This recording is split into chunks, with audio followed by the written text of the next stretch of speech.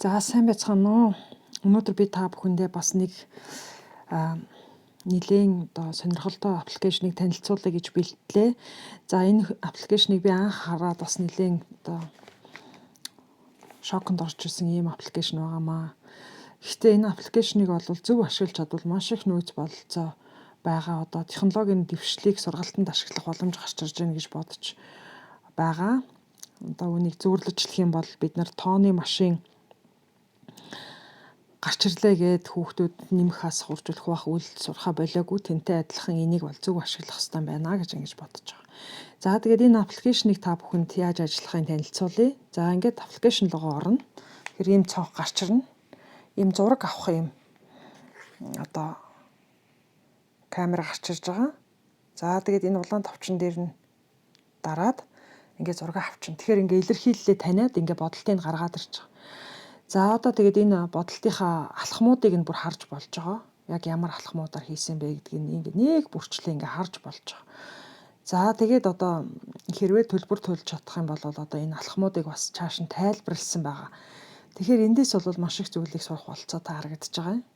Мөн одоо англи хэлний одоо тодорхой хэмжээний мэдлэг бол шаардах болсон нь бол харагдаж байгаамаа.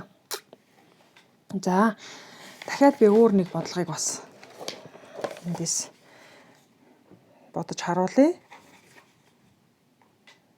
За нэг 90 арчснаар илэрхийлэл байна. За илэрхийлэл маань зөв орсон байна. За 4 гарч ин хариу. За бодолтын алхмуудыг бас тайлбарлсан байна. За тэгээд энэ алхмуудыг одоо яаж хийсэн, яаж гүйцэтгсэн, эхлээд яг яасан. Жишээлбэл эхлээд энэ 20-ыг 8 дээр нэмэх нь 12 гэж задлаад эхэлсэн байна шүү дээ. Тэгэхээр энэ бүхнийг одоо ингэж тайлбарлсан ийм юу бол хийгдсэн байгаа. Үйлдэлүүд бол энд хийгдсэн байгаа. За энийг хараад хүүхэд бол суралцах боломжтой байгаамаа. За тэгээд энэ аппликейшны бас нэг гайхамшигтай чанар нь юу гэдэг вэ гэхээр гараар бичсэн одоо бодлогыг хүртэл бодож байгаа. За жишээлбэл одоо энийг тригонометрийн тэгштэглийг үзье. За ингэ бодчихж байгаа. За ингээд энэ тригонометрийн тэгштгэл хариу нь байж гин. За тэгээд мөн одоо энэ тэгштгэлийн график нь байж гин. Одоо энд цэнхрээр одоо юуг нь тэгштгэлийн одоо тригонометрийн одоо хэсгийг нь зурж өгөөд одоо энэ ногооноор болохоор тэнцүү тэг гэсэн энэ y тэнцүү тэг гэсэн юуг нь одоо графикийг нь байгуулж өгөөд огтлцол дээр нь бүх шийдвүүд байгаа гэдгийг нэг тодорхой харуулсан байна. За тэгээд энэ бодолтын алхмуудыг бол цааш нь бас ингээд дэлгэрэнгүй тайлбарлсан байгаа. За энэ дээр энэ одоо гараар бичсэн одоо юуг бодож чадж байгаа нь бол маш их гайхамшигтай санагдаж байгаамаа.